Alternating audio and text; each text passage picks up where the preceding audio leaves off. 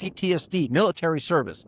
Congressman Ro Khanna from California and a potential presidential candidate acknowledged that some of Platner's behavior was misogynistic, shameful, and wrong, while also arguing that Platner had gone through a dark chapter after serving in war and he deserved grace. And maybe there is truth to that. Maybe there is room for grace in politics. I genuinely believe there is. But I want to say something carefully here because I think it matters. Grace and accountability are not the same thing.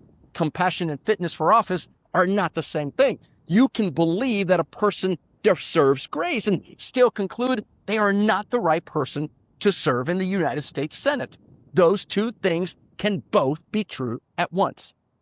And that's when I found myself thinking about something commentator David Brooks recently said on PBS NewsHour. Because Brooks wasn't really talking about the Graham Platner scandal. He was talking about all of us. You know, I just think the Democrats are supporting Platner for the same reason the Trump people are supporting Trump. It's because 20 or 30 or 40 or 50 years ago, we sort of privatized morality. We told people we're not going to teach morality in schools. It's up to you to come up with your own values. And that's the line that stayed with me, because Brooks is describing something that didn't happen overnight. We used to ask two questions. First, does this person have basic integrity? And second, do I agree with their politics? And somewhere along the way, we reverse the order. Now we start by asking, can they win? Can they help my side? Can they stop the other side? And once we've answered those questions, well, then we go looking for reasons to excuse everything else.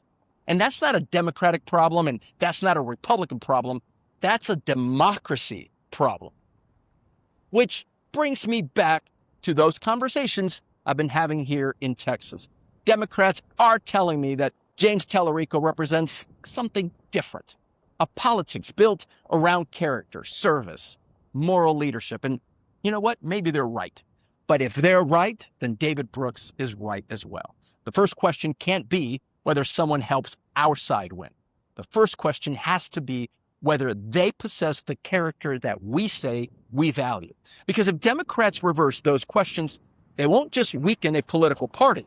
They will weaken democracy itself. And here's the thing about principles. They don't mean much when they're convenient. The real test of a principle isn't whether you apply it to your opponents. No. The real test is whether you apply it to your allies. Because if character matters in Texas, it ought to matter in Maine, too.